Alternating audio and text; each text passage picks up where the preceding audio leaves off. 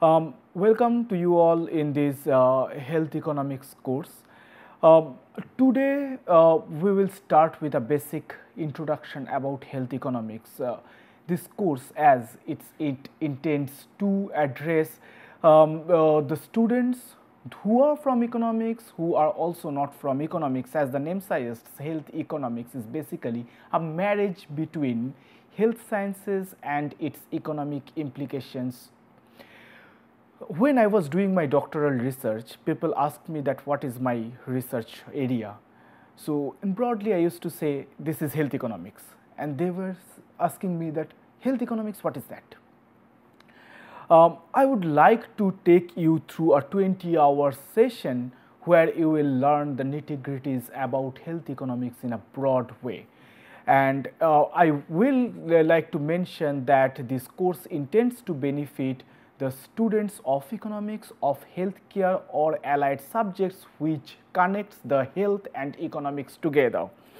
Now, coming to the health economics, I will first talk about what is health. According to the definition by World Health Organization, health is a status of complete physical, mental and social well-being. Now, when I say complete physical, mental and social well-being, everything connects to health. And to be very specific, their health status. You ask me, how are you? I will say, I am good, I am not so good, I am having fever or I was having fever. So whatever I am specifying about my health is basically health status. When I talk about health status, then somebody asks me, okay, if you are not well, did you consult a doctor or have you taken a medicine? This health status, now I link it to health care service or my demand that whether I intend to go to a doctor or I casually leave it. When I talk about my coughing problem, they may ask, do you smoke cigarettes? That is my behavioral problem, my demand again. So the health status, health connects to the health status connects to the service and demand for health or health care. So health economics is basically connected to health care economics. Many often we come across the health economics as synonymous as economics of healthcare or healthcare economics. Therefore, now after giving a broad definition about health or health economics, I will go back to this economics little bit and try to introduce the economics for whom those who are not coming from economics background. Why do we study economics? I ask my students, those who are not from economics background, they say it's a study of money, finance, this, that. Let me say, economics is not actually accountancy. Economics we study primarily when we have one, limited resources, and two, unlimited demand.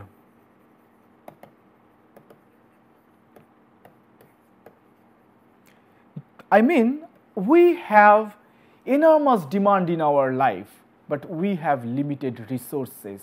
I want to live 150 years, but I have limited resources. I want to be healthy every day, but I have limited resources in terms of be it pollution, be it availability of doctors, be it the medical facilities otherwise, be it my food habit. So everything has a limitation. Also, finally comes to my budget constraint. So even if I have an unlimited demand, I also have limited resources to meet that demand, because it's not only me, there are millions and billions of people who have enormous demand, and that particular resources which is limited in nature are serving those infinity amount of demand.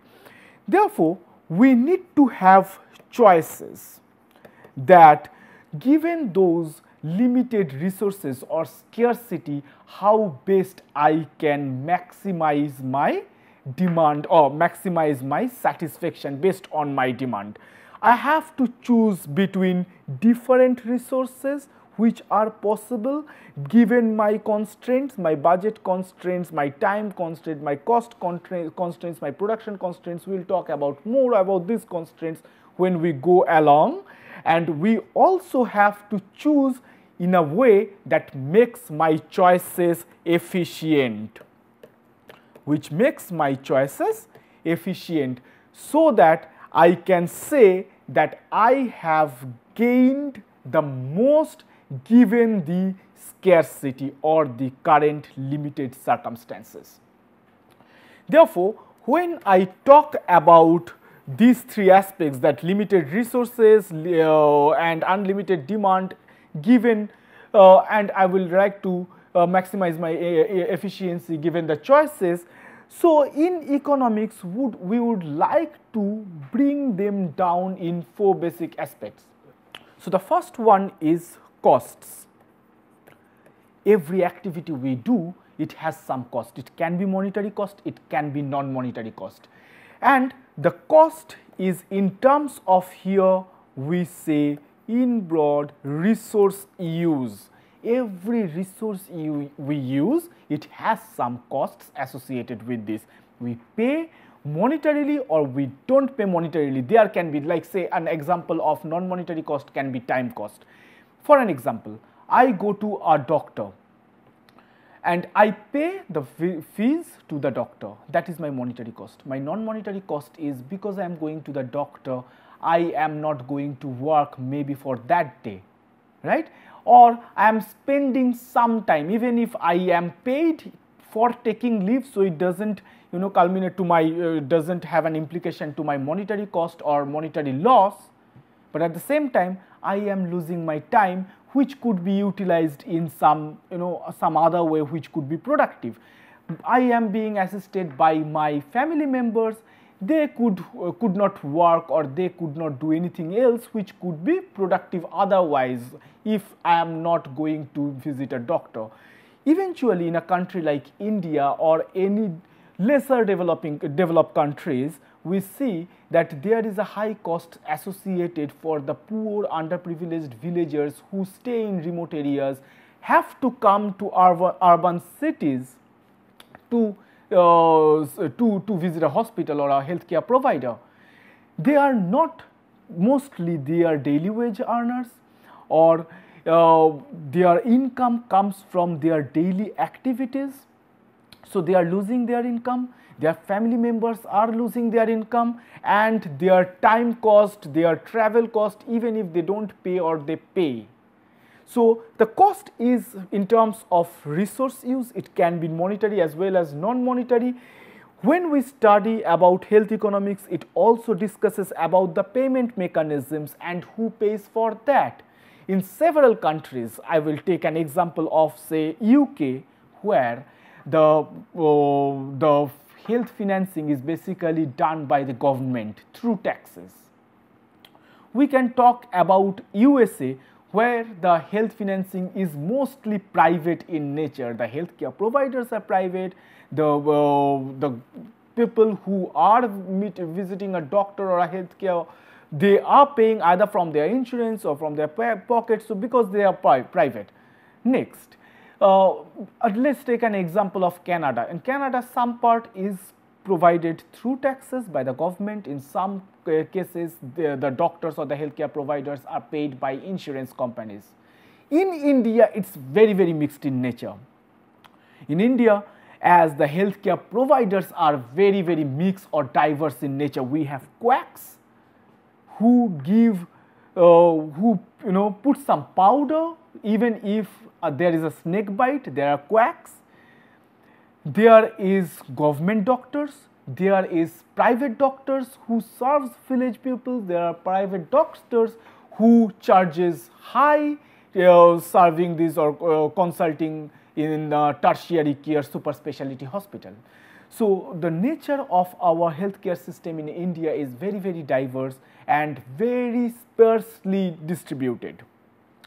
Therefore, our healthcare behavior is highly determined by the doctors or the healthcare providers, hospitals, private or public, where they are located, what kind of problem I have, whether I am paying from my pocket, which is mostly the case in India or in any lesser developed countries, as well as whether I am paying from my insurance or my insurer pays for me, or I am being paid through some schemes, because I am a central government employee, or I am associated with some government scheme, being a below poverty level card holder, BPL card holder.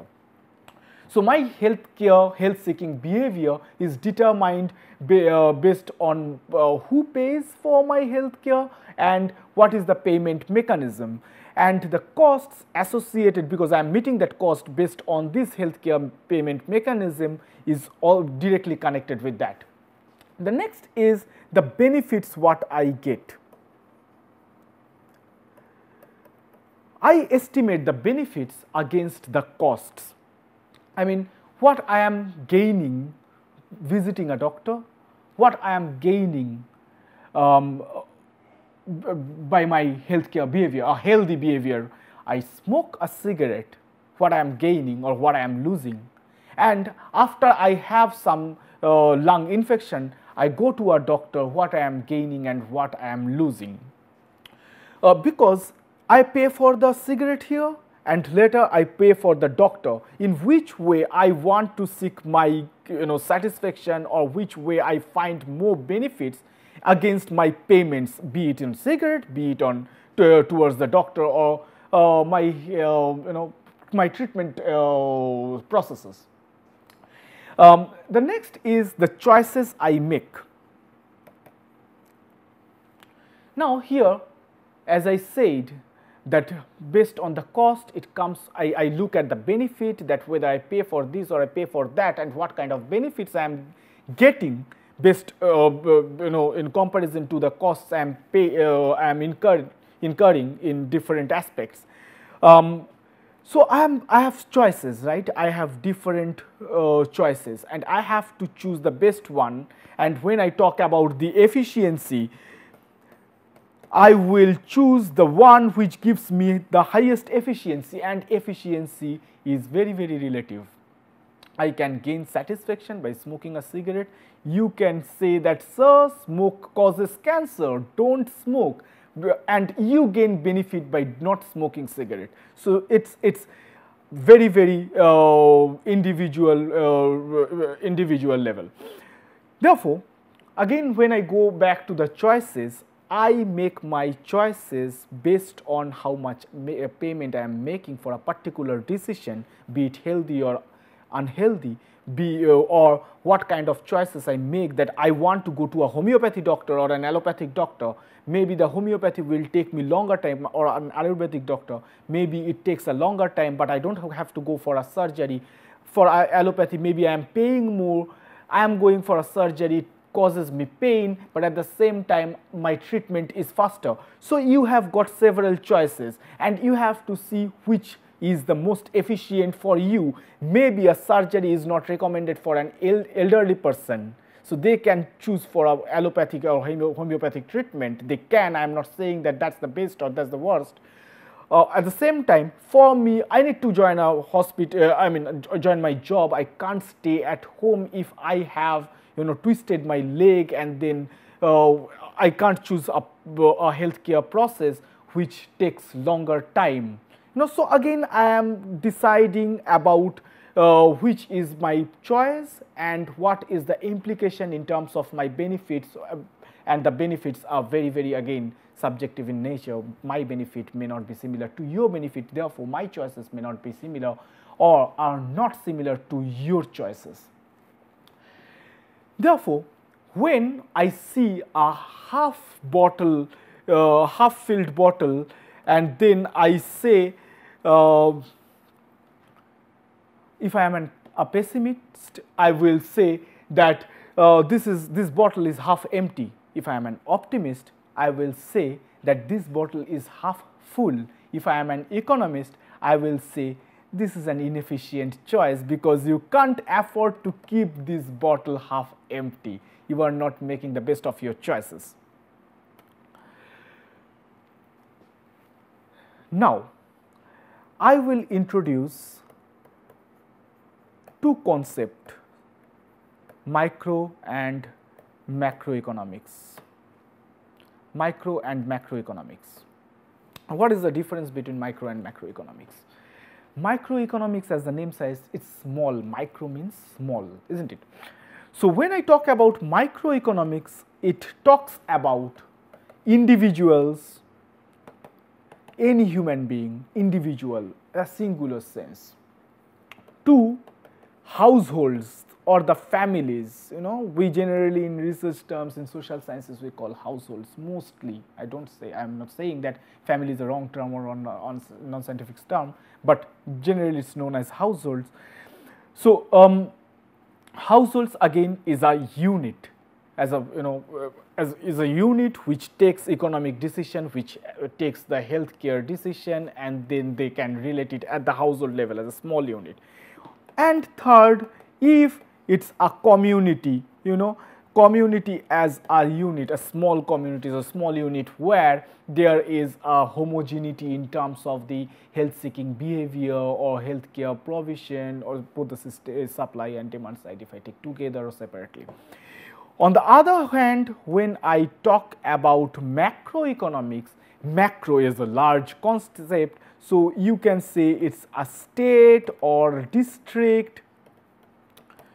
It's a state or district. It can be a country,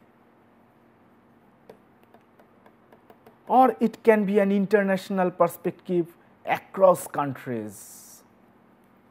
Yeah, so that means whenever some economic decisions, the relationships between economic variables, economic theories are encompassing different countries, state at the larger context, then it is macroeconomics. When it talks about the smaller context at an individual level, at a household level or a small community level, it talks about microeconomics, and the expanse of these microeconomics and macroeconomics are very different. So whenever we are talking about a policy, a government's decision about how much to pay in a health budget, or an international NGO, spending, say, World Bank or Asian Development Bank or some international NGOs, right, BMGF, how much they are paying for a particular health cost for a particular country, their investment, these all are the macroeconomic variables or macroeconomic decisions. And in terms of my health, my expenditure towards my treatment seeking, say how much I paid during a particular year for myself or for my family or household, or what is the health insurance mechanism at a community level or a community financing mechanism, we can talk these under microeconomic theories. Now, when I talk about efficiency is, when I talk about efficiency is basically an optimization concept. When I talk about optimization, here in this healthcare economics, we talk basically about maximizing benefit given resource constraints.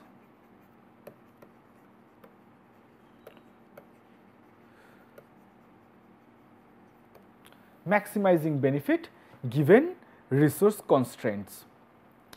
Therefore, when I talk about this maximizing benefit given my resource constraint, we can deliver to this topic two ways. One is technical efficiency,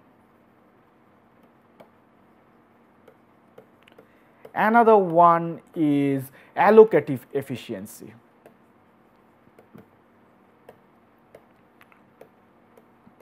Technical efficiency and allocative efficiency.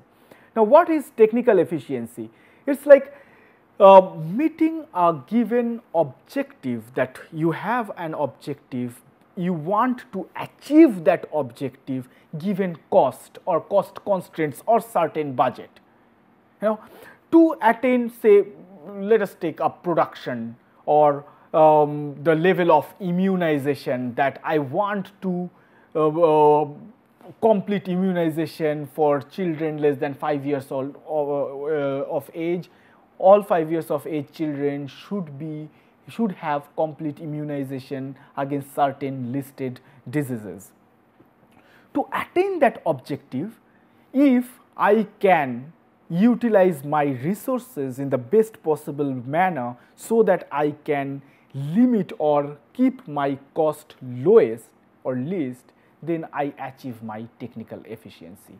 So my resources, it can be capital, it can be labor, it can be human resources, it can be non-human resources, and its cost implications. So if I can deliver the best in terms of healthcare, health status, health achievement given my budget constraint, cost constraints, then I am achieving a technical efficiency. Whereas in terms of allocative efficiency, we look at the dynamics where supply is equals to demand. That is, when I as a service care or as a government or a policy maker can ensure that the supply of healthcare providers, the number of primary health centers, the number of doctors per 1,000 population, the number of nurses per 1,000 population, the number of beds per 1,000 population, I am meeting that demand based on the, with my supply. Yeah. So, and that can vary. Maybe in Calcutta, where dengue is very high nowadays, whether I am achieving the level of supply of doctors or the the requirements based needed to this dengue treatment, I am meeting that requirement or not, given the higher prevalence rate, higher percentage of dengue cases or incidence rate of, that is the new cases in a particular year of dengue in a particular locality or a city or a state, whether I am achieving that. So then I am meeting a supply equals demand. Maybe dengue is not the case in Gujarat, there is a higher proportion of diabetes. At the same time, I will look at whether in Gujarat the requirement for the diabetes treatment is being delivered based on this, the requirement of this of the general population, based on the prevalence rate or the percentage of diabetic population in that particular state during a particular time period. Now, health economics basically talk about, I come back again to health economics, it also encompasses pharmacoeconomics.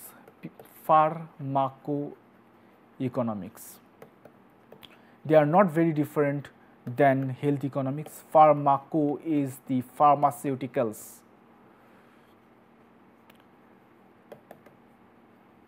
Yes, so this is the economics which talks about the drug therapies of the the consumption of a particular medicine for a particular disease, its effectiveness, the cost of that particular medicine, and how best it is reducing that particular disease prevalence, or how effective is that.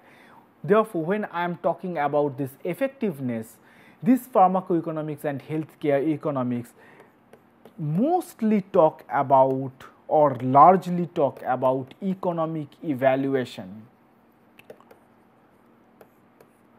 We will talk about this economic evaluation for a couple of hours later during our course, and this economic evaluation is the most sought for concepts from the health economists. So, what is evaluation? I want to evaluate something, right? What do I evaluate? I evaluate a particular implementation. It can be when evaluation is, we know that when I write an exam, after say 1 year of a course or 2 years of a course, when I write an exam, my teachers are evaluating me, right? Not me, basically my learning. Similarly, so learning is my outcome here, which my teachers have delivered to me, and I am trying to understand what has been the effectiveness of that learning process on me. I do better or I do bad, that is subjective, that is again varies from person to person, their efforts and many other things. In healthcare, the evaluation we do generally of a particular treatment or a treatment mechanism of a medicine or of some implementation, I give some vaccinations, I give some immunization technique, I deliver some awareness campaigns, and its evaluation on the health status of that individual, of the household, or of that community as a whole. Therefore, in economic evaluation in healthcare, we basically try to understand that how effective a particular treatment process, a particular medicine has been for a particular target population. In a nutshell, in health economics, when I talk about descriptive health economics, as economics by large has remained a quantitative or numerical subject, as a descriptive health economics, I keep it quantification of a particular phenomena, quantification of my health seeking behavior, that how many times I go to a doctor, depending my affordability, quantification of a particular disease, quantification of a particular medicine's effectiveness or on that particular disease, quantification of how much I pay or how much I lose, how much I pay for the treatment, how much I lose because I have the disease, with respect to I take the treatment or I don't take the treatment. At the same time, how do I pay, whether I have a health insurance, then what is the premium, if my government is paying for me through taxes, then how much they are paying, what is the percentage of GDP they are paying. So these are the basic health economic variables which I try to quantify and give them a number to describe the scenario of a particular population. When I talk about predictive, that means I am predicting something. I am predicting something, that what happens. Yeah. So when I am predicting something, I am actually identifying the impact of our change or implementation.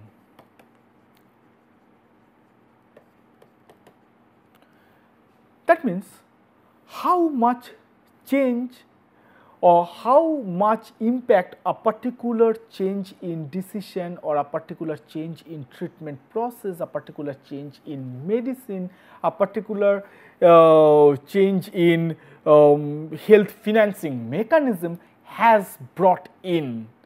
So, the impact of change or a particular implementation. So, this implementation is my determining variable, my independent variable, and the impact is the dependent variable. So, if you have a knowledge about regression, so here we are trying to understand the impact on the dependent variable based on some changes in the independent variable and how much that impact is or how much the impact can be in different circumstances. And finally, evaluative. Here comes the evaluation again. So, when we are talking about evaluative, we are doing an economic evaluation of several healthcare processes. That means, what is the effectiveness of process A, what is the effectiveness of process B, what is the effectiveness of process C, along many others. I have some cost implications for process A, B, C and others, and I have varied gains from A, B, C and others. Now it's my choice based on my preferences, based on my affordability or my conditions, that which would be my best choice, A, B, C or D. So therefore, evaluative says the relative preferences, at least they help us to make a relative preference. So when we try to map a demand for health based on Grossman, I will have a extended session on Grossman's model of healthcare demand.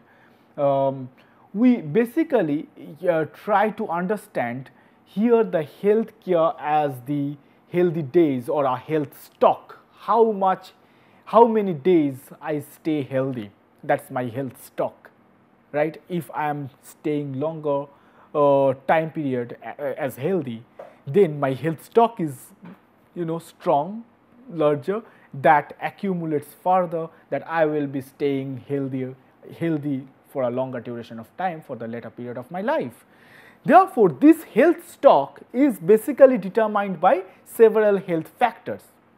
It can be health care, how best health care I am enjoying or I have enjoyed probably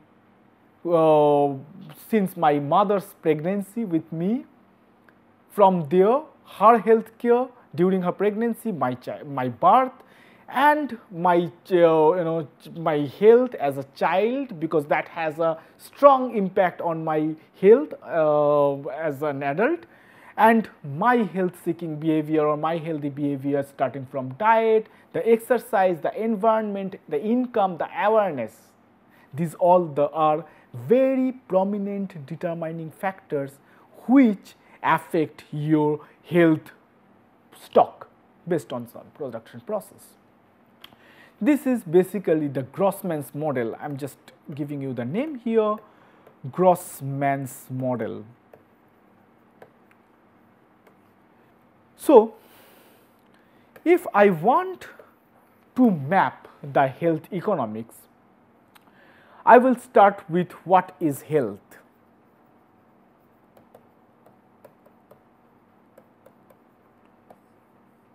I will start with what is health. If I understand what is health, that has an impact upon demand for health or health care.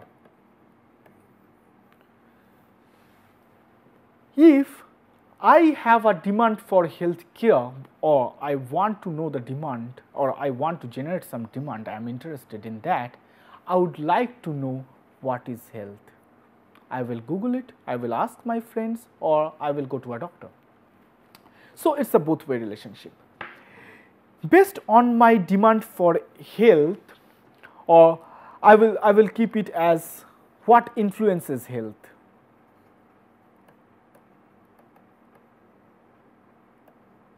I can keep as demand for health.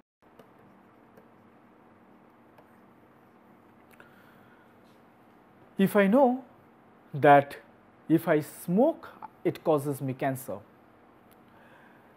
and I didn't know that, I smoked, and now I suddenly realize, oh my God, I used to smoke quite heavily. And what I do, I want to learn that now what happens with this smoking behavior. I learned that it causes cancer. So I am afraid now, I have a family. I want to go to a doctor, and that generates my demand for health care.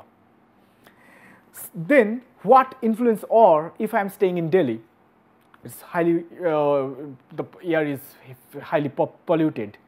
Yeah, so I want to go for a regular checkup for my acute respiratory infections or asthmatic conditions, whether I have developed or not, or whether I have a chance or not to develop a certain condition. Therefore, for the demand for health care, I also need to have a supply of health care, because I may have a demand, I may not have a supply. So, in a particular market scenario, the demand and the supply should be matched.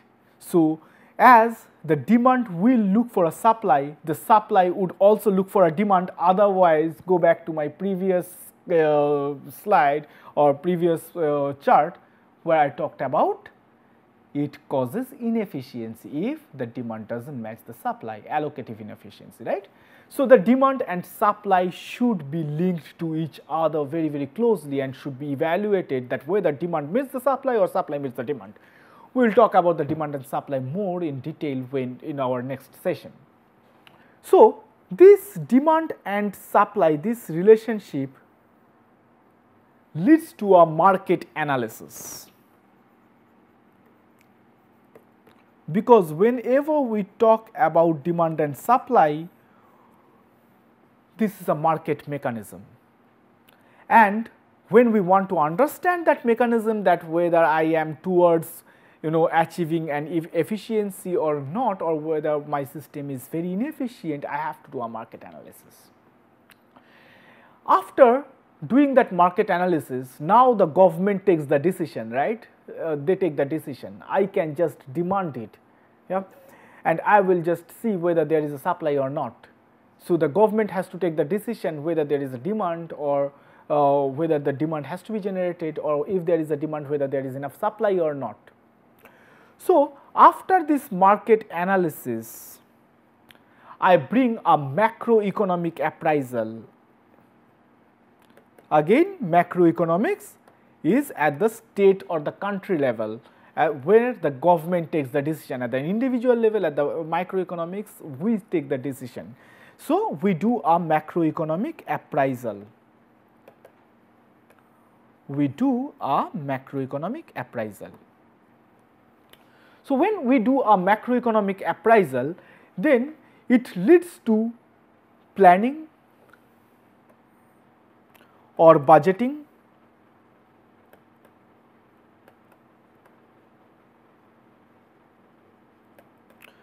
Now, the amount of money the government will provide to the states of Bihar, Orissa, Jharkhand, UP,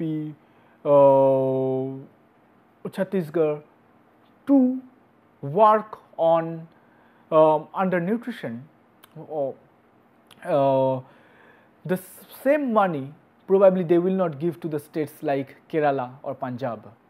There they may look at other diseases which are basically non-communicable diseases, cardiovascular diseases, the diabetic problems, hypertension, because it is after this the market analysis, the government has an idea that which kind of demand a particular state or a particular population has, what kind of supply is required or how much supply I do have, and then they do a macroeconomic appraisal that for non-communicable diseases how much needs to be invested, where it needs to be invested and how it needs to be invested, and they are very, very different for this infectious disease or disease related to chronic energy deficiency, that is undernutrition. So, this comes as an outcome for this government, and this planning and budgeting finally affect the supply and demand for healthcare, because then this provision comes, and this what influences health, what is health, the demand for healthcare, this primarily is the macroeconomic analysis. So, I can keep it like this together, and this is my microeconomic analysis, because this is at an individual level or a household level. Therefore, this macroeconomic analysis not only determines the planning or budgeting, eventually the microeconomic analysis also determines the planning and budgeting, and finally the regulation mechanisms from the government's point of view. So, this is a map for health economics, or how health economics works in the society. Yes. So this is as far as our basic overview about what we do in health economics, what we study in health economics, or the broad health economic variables. The next session we will talk about the the market mechanism and the demand and supply of healthcare or the consumer behavior. So the microeconomic perspectives connecting healthcare. So here, before finishing this session, I will give you a broad overview about the health expenditure. Two major indicators of health expenditure in terms of either we think of government or we think of individual level. If we are thinking of individual level, there is a concept of out-of-pocket expenditure, which is nowadays highly researched. That's primarily because in the poorer countries, this out-of-pocket expenditure has been identified as the major cause towards poverty. Because it causes you causes us a vicious circle of poverty. If a person from a poor family who cannot afford healthcare is falling ill, they cannot go to work, they lose their salary. If he has to be taken to a city which is far away for the treatment, and that takes longer time or longer, that takes transportation cost as well, so which contributes towards their income loss or other costs, if not directly towards the treatment cost. Therefore, their family members, if they are accompanying them, they are also losing their income for a longer period of time. So, and if further, the treatment seeking is expensive, then there is another addition, that's the main component of healthcare cost is adding up. Together, the healthcare expenditure is rising, and when in these poorer countries, the poorer families don't have the health insurance, because they often think that from health insurance we are not gaining back anything, and they often cannot recognize their health related problems. So their health seeking behavior is poor, and hence they don't want to invest, which is not giving them any return visibly in a shorter period of time. So that is a luxury to having to have a health insurance, which in a developing market in terms of health insurance in these countries are mostly a private health insurance. So though the government of all these countries are making their best initiatives to penetrate towards these poor people. Therefore, this out-of-pocket expenditure comes into picture, because they are not covered under any health insurance. Nobody is basically pooling or paying against their risk, so there is no risk pooling. Therefore, they have to pay the entire healthcare treatment cost from their pocket, which is known as out-of-pocket, directly coming out of pocket. Yeah, out-of-pocket expenditure. You can go to this World Bank websites, which gives almost all countries World Bank website. I don't really remember the website, but you can just type in Google World Bank and healthcare cost or out-of-pocket expenditure, and then that World Bank website gives you a detailed information over the period of time across all the countries on this out-of-pocket expenditure, percentage of their total health expenditure or the total expenditure, total household expenditure. It is generally understood that when a country is poor, their out-of-pocket expenditure is more. Taking an example, if Australia pays, in 1995, in 2014, Australia used to pay 16.1% of their healthcare expenditure out of their pocket, and in 2014 it was 18.8. Where is Bangladesh? It was more than 60%. So yeah, 60%. and as the health seeking behavior is improving, they are going to the doctors and mostly funded by themselves. The percentage is also increasing over the period of time. In some cases they have reduced because the government schemes providing them free insurance and all, but not in all the cases. In say in Netherlands, it has been eventually less than Netherlands and France. It has been eventually less than 10%. In Netherlands is 5.2%. In France it is 6.3% in 2014. In India, it was 67.5. It has come down to 62.4. Yeah, if I don't note down here, in China they have reduced this out-of-pocket expenditure by a large margin from 60%, 46% in 95 to 32% in 2014. Sri Lanka, they have again less than around 40%. It was 45.1, now it is 42.1. Taking a couple of examples from the most two prominent prominent developed countries, USA and UK.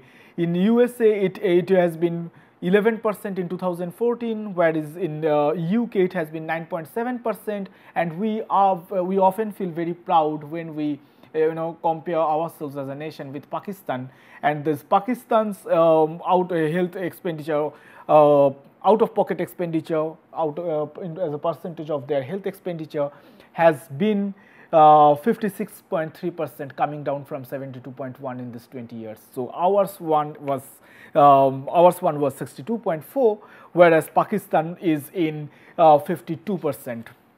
The other prominent health economics measure is the health expenditure in terms of percentage of GDP, the public health expenditure, that is how much the government pays in terms of the GDP, gross domestic product of the country. So in here, a developed country will always pay higher, because in most of the developed countries the money comes from the government, or through taxes. So if I take the random examples, say in Denmark, it has been 9.2% in 2014. I am not showing the the difference. It has increased from 95 to 2014 by 2.5%. It was 6.7. Now in Denmark it is 9.2. In China, it has increased from 1.8 to 3.1. In India, it has been pretty stagnant, 1.1 to 1.4. In Bangladesh, it has been 0.8. In Pakistan, it has been 0.9, whereas in Sri Lanka, it has been 2, and in UK and USA, it has been 7.6 and 8.3. 7.6 and 8.3 respectively. So this is the health expenditure, public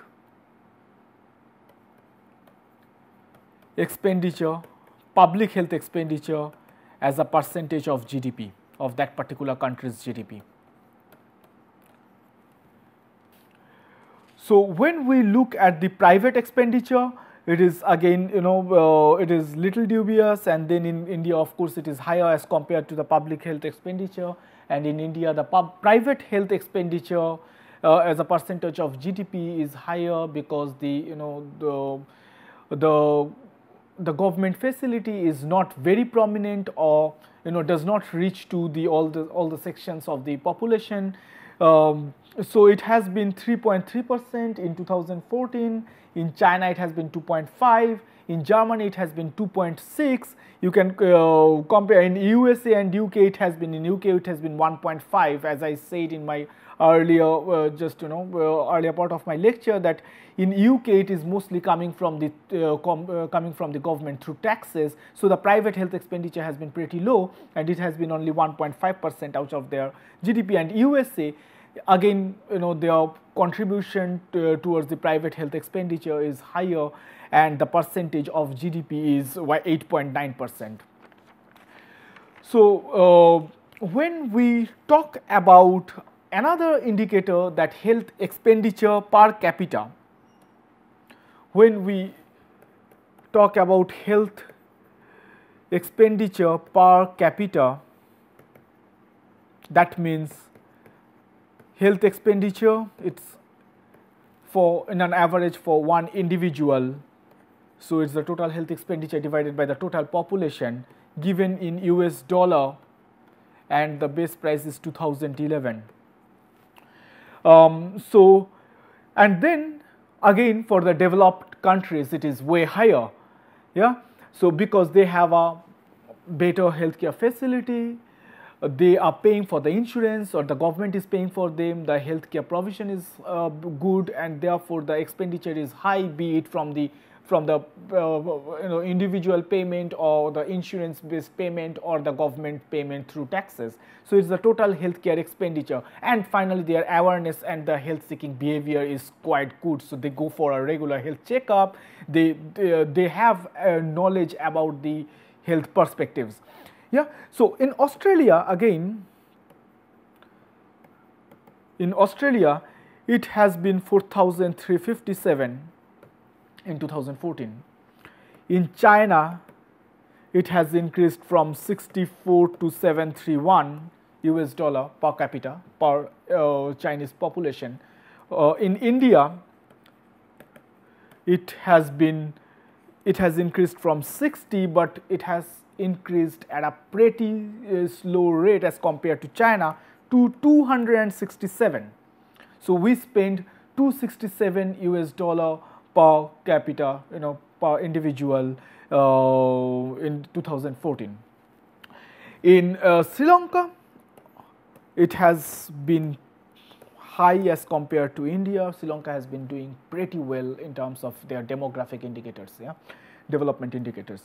In UK, you can obviously see it's fairly high, and in USA again, because mostly coming from the private facilities, so the cost is higher. It is 3788 in 1995 and now 9403 in 2014. So, we can see the healthcare expenditure increases with the development, with the awareness, with the education, with the health seeking behavior. In most of the sub-Saharan countries, the healthcare expenditure per capita has been around 100 US dollar. It can be 60, it can be 80, it can be 100, it can be 120, but not more than that. In 2014, it's not very fascinating over there. And finally, the health expenditure as a percentage of GDP, the total health expenditure as a percentage of GDP is again will be higher, because the health expenditure is higher. So, the health expenditure in terms of as compared to the country's total income has been higher in developed countries. So, in Australia it has been more than 15% during this period. It was 14.9, now it's 17.3% of GDP goes to health or health causes. In Bangladesh it's 5.7, in Canada 18.8, China 10.4, India 5. Yeah, even lesser than Bangladesh. Pakistan very close to India, 4.7, where USA and UK are pretty high. UK is 16.5 and USA is 21.3. So, you get a broad idea about how we are doing as in terms of macroeconomic perspective, that or the microeconomic perspective, that the developing countries and developed countries, and say from different regions, USA, the European countries, the Southern Asian countries, and then China. And to mention another country, Korea has been doing pretty well in terms of their demographic indicators, which encompasses health, of course, and the out-of-pocket expenditure has reduced fairly. The healthcare expenditure has increased in terms of percentage of GDP, even though we almost have got our independence at the same time. So we share the same Independence Day, India and Korea, but Korea has been doing exceptionally well during last 3 decades. And so, just giving you a broad overview about this, you can further check these documents, these details freely available. You can download them as an Excel file or Word file and do some simple statistical analysis.